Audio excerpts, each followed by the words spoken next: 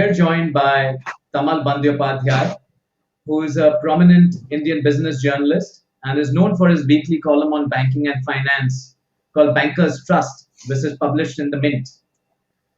He has authored three books. The first one was A Bank for the Buck. The second one was Sahara, the Untold Story. And most recently, Bandhan, The Making of a Bank. Tamal, welcome to LitFestx. Thank you, Kumar. My pleasure. Tamal, you have in many ways chronicled the creation and the operations of several of India's top banks and financial services organizations.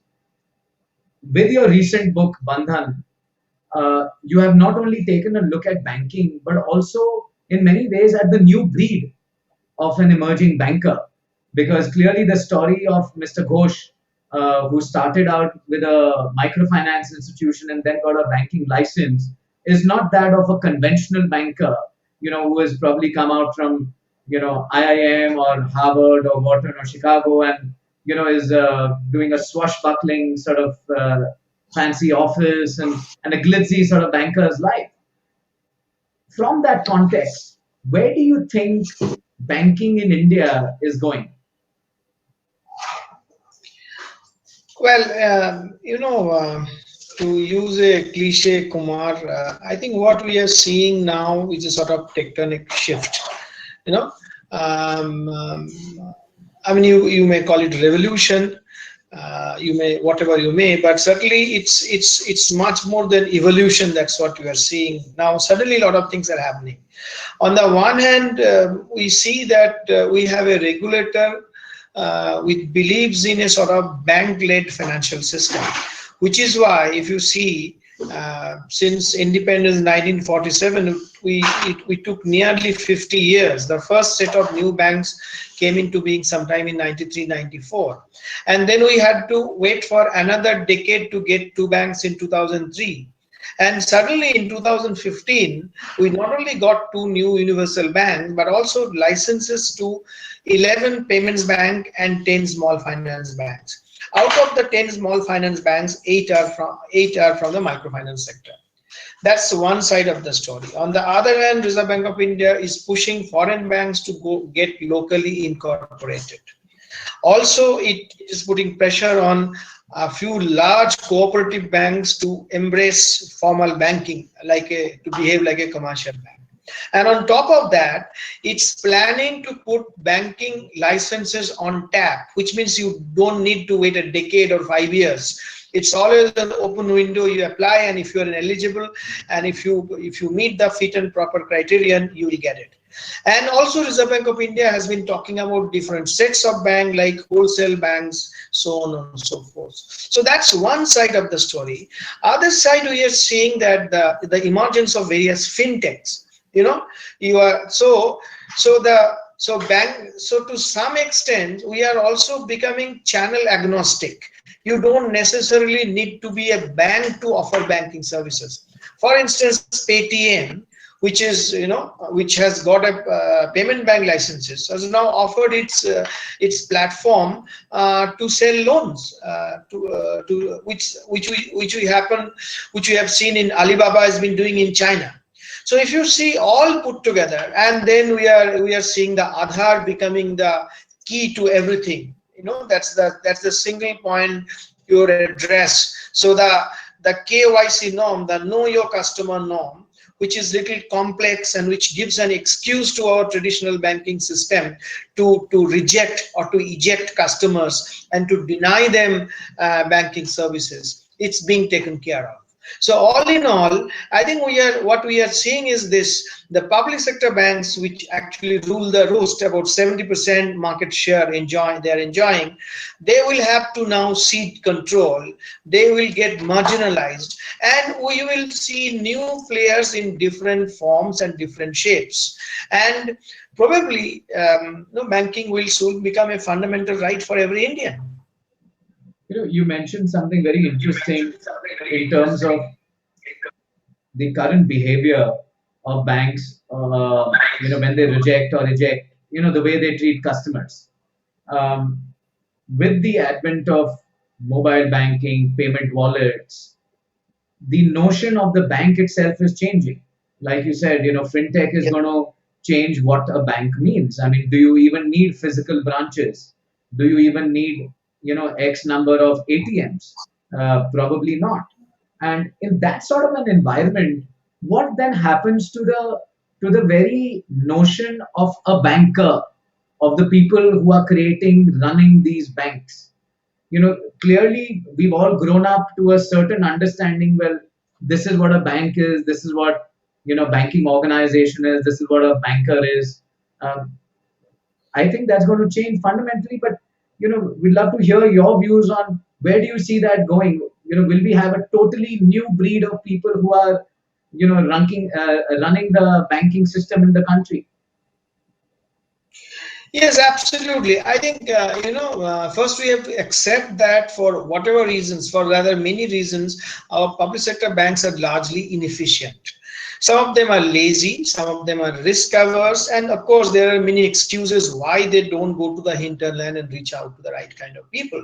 Even though there are enormous business opportunities, which various microfinance entities, particularly Bandhan, have demonstrated. So they are inefficient, and of course there is a huge intervention by government. Government as a majority owner, it interferes with their activities. It goads them into certain areas where they should not be probably, and again there is issue of governance. There is issue of the board is not as strong as they should be, and of course the other issues are compensation and industry wide wage settlement, so on and so forth. So it's a cocktail of negative various negative issues which do not allow a public sector bank to be efficient. That's one part of the story. But now you have to embrace change, but because things are changing, you are seeing the channels. You must have noticed that some of the even private banks are closing down their ATMs because they don't find that having so many ATMs actually make any sense in the terms of cost effectiveness. So the technology comes in and makes a larger play here. A, to cut cost, and B, to reach out to more and more people. And one data point to illustrate the inefficiency of public sector bank, I think it's relevant in this context. For the first time in 2016, we have seen the India's microfinance entities have more number of clients in urban India than rural India. This symbolizes it's a very critical shift. Now, one way of explaining this is growing urbanization of areas. Like yesterday, what was a semi-urban pocket, today it's become urban. That's one way of looking at it. But the other way of looking at it, this our public sector banking industry, which is not only unwilling to go to the hinterland, they don't even serve in urban pockets. Like in Mumbai, I'm sure Kumar Bagrodia, you have been served well, would by half a dozen banks. But ask, check it out with your gardener, with your driver, with your dog walker, with your cook, with your maid. Probably they are not welcome at bank branches. So I think there's enormous opportunity in India's in Asia's third largest economy for banking, but unfortunately, and for various reasons, our bankers are not seeing the business opportunity. So technology will change. But here is a rider. I don't think things will change overnight, because if you go by just data points, the kind of smartphones we are importing every quarter, or the number of mobile connections are going up. We are the fastest growing now, and in that sense, incrementally much more than even China is. So if that gives you a feeling that overall things will change overnight, certainly not. But there are real issues. The ground realities are not as rosy as the data show.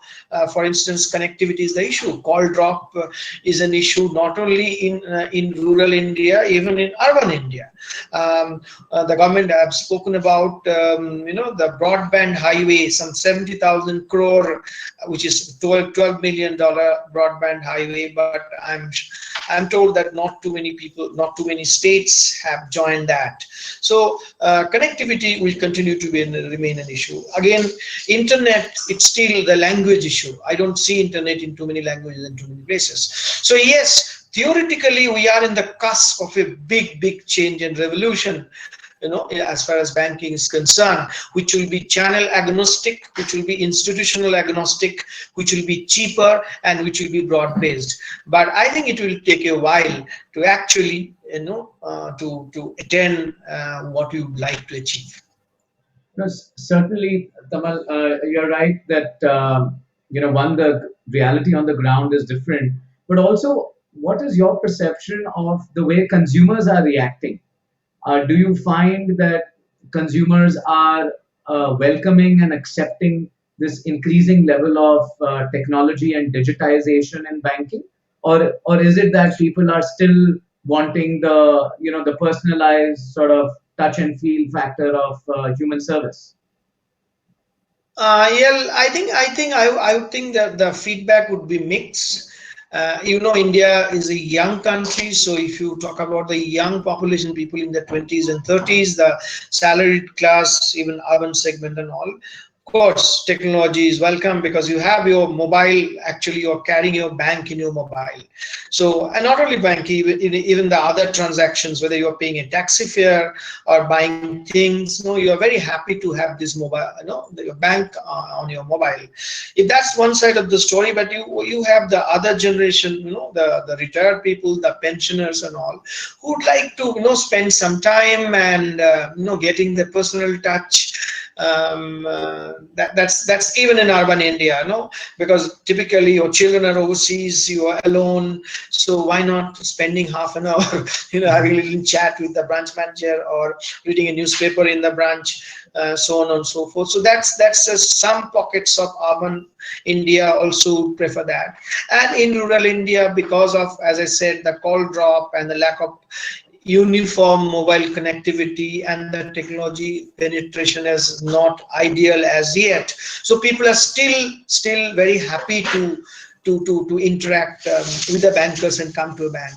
And the other part of this, banking in India is a sort of trust. When you talk about particularly the savers, now when you are offering them credit, like for instance microfinance entities, they're finding extremely easy to expand their loan book, but they will find it extremely difficult when they become a bank, because when you become a bank, then you need to reach out to people for their deposits. Now here in rural India, and why do I say only rural India, even in urban India, millions of people have lost money to the shadow banks, to various cheat funds and all.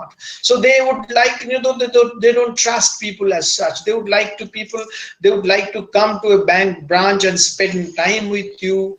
They like to feel an ATM, so on and so forth. So if you want to build trust, I think the best way to demonstrate is having a branch at a fixed place and staying there. Unlike the shadow banks where you have the mobile, people, the agents who go to various people, to people's homes and other places,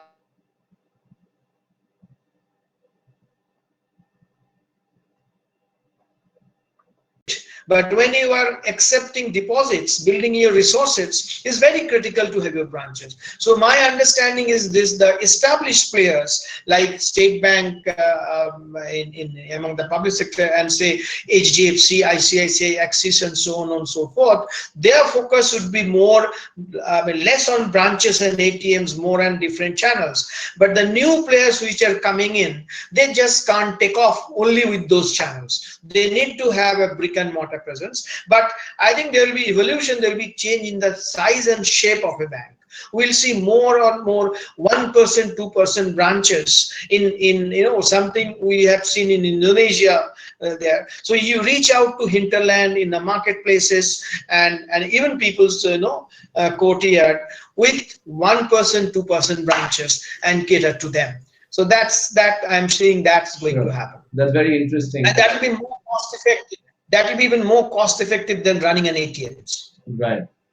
Let's now look at the specific case of Bandhan. You're also Yes. an advisor to them, so you've actually seen and been involved in the setting up of Bandhan Bank right from the time when they even got the license. Now, clearly, Mr. Ghosh represents the new breed of a banker. He doesn't come from a traditional banking background. he started an MFI, which was hugely successful, very, very credible. And he landed up with a banking license. And your recent results have shown that even the bank is doing very, very well. Using that as a lens for what could happen with similar such banking efforts, tell us what you see in terms of the breed of bankers and the kind of people, the kind of efforts which will happen. Well, Bandhan is an amazing story because, as you rightly said, Mr. Ghosh does not have a sort of a formal banker's education. Right. He is the son of a sweet vendor, coming from a very humble background, originally from Bangladesh and settled in Tripura. And then he had his statistics degree from Dhaka University, and then he started a microfinance entity. And he worked in particularly West Bengal majorly and the eastern part of India, which is particularly West Bengal is known for its political volatility. So working in that area, remaining isolated from local politics, giving employment to thousands of people. I think at the last count, when he was becoming a bank, it's about 13,000 people and 6.7 million borrowers. It's an amazing story. Now, can everybody replicate Bandhan in the MFIs? The answer is, there is no straight answer, because we have seen an MFI like Basics, which was run by Mr. Vijay Mahajan, and which is an amazing story. Actually, Vijay Mahajan is the first person actually to embrace microfinance and to bring microfinance to India in a very serious way. But Vijay Mahajan could not succeed. Because he lacked the business sense, which I have a chapter in my book on Vijay Mahajan. On the other extreme, we have a gentleman called Vikram Akula. Again, it's an amazing story. SKS, he grew by leaps and bounds, and SKS was the first Indian entity to get listed, the second in the world as a microfinance entity after the Mexican entity did that. And then it all collapsed sometime in 2010 after following the Andhra Pradesh crisis. Now, SKS is being rebuilt now and on a fine growth path. But Akula has been ejected. This is the original promoter of SKS, has been ejected out of it. Now, there are many stories why he was within the company. There's a fight between the promoter and the management, so on and so forth. But if you ask me at one line, at that point of time, probably his case became too greedy. The original agenda was hijacked by the private equity investors who were putting money and asking for returns. So the focus was on growing the book. The focus was on growing the book and not doing the business the right way. So there are various models, and out of these 8 microfinance entities which have got the Reserve Bank of India permission or conditional not to become banks, most of them are run by, actually been founded by bankers. So unlike Mr. Ghosh, they have a banking sense. So this is both good and bad, because a banker, probably their transformation will be far easier than Bandhan, because they know what's banking all about. But what Ghosh has an advantage by being a non-banker to see things in a different perspective. And also, he and his first 10 employees or first dozen employees who I have featured in the book, they also come, they come from the same background, socio-economic background, to which the borrowers of microfinance belong to. So, that helped them to create the DNA of Bandhan and have the empathy for their customers. So Bandhan is more like a movement than an institution, and everyone is have a sort of kind of ownership and all. And on top of that, he has the first mover advantage, because he is the first MFI entity to become a full-fledged bank. So the kind of support which he has got from government, from regulators, from policymakers, like people talk about Bandhan at various forums. So that has helped him to a great extent to build a trust among his customers, among his new customers, which is why the entity could mop up, collect about $2 billion of deposits within seven months of operation. That's the first year. and it started with 501 branches, something a record. I think no Indian bank, and probably across the globe, no new entity had started with so many new branches. So I don't think it would be fair to compare Bandhan with other entities, others, because they have their own strength and weaknesses and all. But they all are coming, and they will all put pressure on the conventional banks. So that's the change. So at the end of the day, banking will be, a banker has to be like a air traffic controller, 24 by 7. You have to cater to the customers 24 by 7 through various channels. And customer acquisition is one story, but retention is another story. You have to do both. You used a very interesting word, Tamal. What's Empathy. that? Air traffic controller? No, empathy. Empathy, yes. Traditionally in banking, there is no scope for being empathetic towards your borrower or your depositor. And Yes. so tell us a little more about what that means for Bandhan, because clearly that showcases the future changes in the DNA of banking. Yes, in Bandhan, it's now, it started sometime in 2002, and with a very very small loan, giving 1,000 2,000 rupees loan to people, and then it rapidly expanded from West Bengal to other eastern cities and all. And by the time it became a bank, in this 14 years, it got 6.7 million customers. It got a loan book of 11,000, so more than $1.5 billion in dollar term. It had people of 13,000. It has 2,022 doorstep centers. Now, it's a very different model. These 2,022 doorstep centers are primarily in hinterland, and in semi-urban areas and villages. 70% of them in the eastern part of India, barring south and extreme north, that is Jammu and Kashmir and Goa. I think Bandhan was everywhere, and they all follow a residential model. This 2022, so those doorstep service centers, there are 6 or 7 credit officers. They actually leave. They have their breakfast in the morning, and then on their bicycle they reach out to the customers. And it's a group formation. Customers, they go to somebody's courtyard where a group of 20 women are waiting for them, and then they talk about whether their children's education and price rise, so on and so forth. And then they collect their weekly installments, and then they come back and count their money, and put the data on their computer. That was the story till 2 years back, till a year back, when it became a bank. And then post lunch, their office table becomes a dining table. They eat their typically rice and fish and dal in eastern part of India.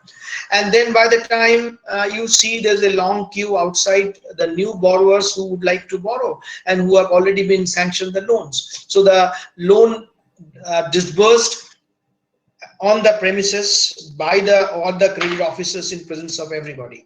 And then at the end of the day, you do your math. Suppose you collected X amount in the form of loan installments, and you have actually disbursed little less than what you have collected. So you are left with some residual money. On a bicycle, you go and put that money, keep that money in a nearest bank branch with you. You have a banking relationship. So that had been the banking model. Now this is now it has become, technology has taken a place. So these people continue to do the same thing.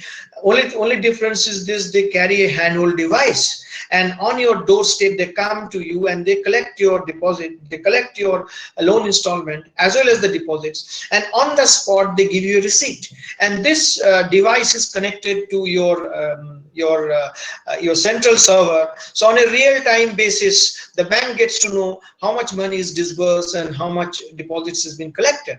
And as I said, these 2022 branches, this deposit collection, the doorstep sensor, were actually linked to some bank branches. Like it could be State Bank of India, it could be HDFC, ICICI, Punjab National Bank, any bank. Now, these banks are replaced by Bandhan's own bank branches. So Bandhan started with 501 branches, and now it's close to 700 branches. So these 700 branches, each branch is linked to 4 or 5 or 3 doorstep centers. So it's a hub and spoke model. At the end of the day, they come and they deposit the money in this center. Now you have to appreciate the fact the kind of deposits you raised from the savers, from the same set of people, is not enough to cater to their needs for credit. So which is why these 500 branches actually collect deposits primarily in urban center from others, from you and me and other public sector undertakings, cooperative banks, and so on and so forth. So essentially, this 600 or the close to 700 branches now, and most of them are in urban center, are liability centers, whereas the old 2022 branches become credit center. So if you look at it, there are two ways of looking at it. One is this: Bandhan is running two banks under one roof. One for those rural India, which is basically credit driven, and other for urban India, which is basically liability driven. And the other way of looking at it, it is actually approaching the conventional banking, head on, just exactly opposite what it's doing. Traditionally, an Indian bank, like for instance, State Bank of India, it uses the hinterland, the catchment areas, actually for deposits. And that money is being deployed in urban India in the form of auto loan and home loan to you and me, and to big corporate houses. Here, Bandhan is trying to do exactly the opposite. The Bandhan is trying to get money in urban India from corporations, from public sector undertakings, companies, and high net worth individuals and people, and deploying that money in rural India. And it is doing so with remarkable risk management skill till now, because its non-performing assets are few basis point compared with say 9% odd non-performing assets of Indian banking system at this point of time.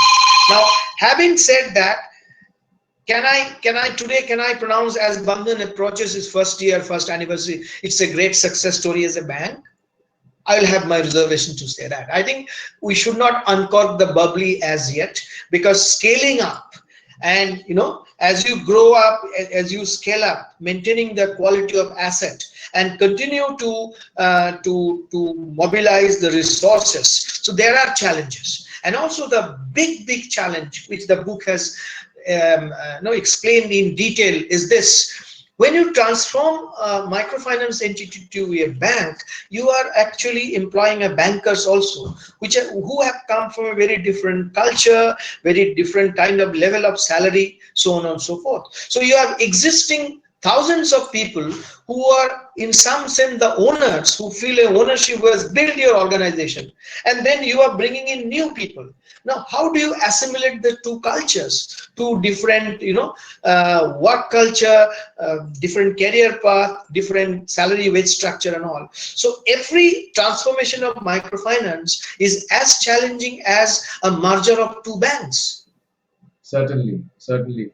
And clearly, like you said, the verdict is still out there. But certainly, if you go by the indication, the first year indication in every parameter, be it expansion of branch, creation of trust, keep maintaining the quality of assets, getting deposits, and lending money, in every parameter, it's a phenomenal story. And if these indications are anything to go by, it will be a success story.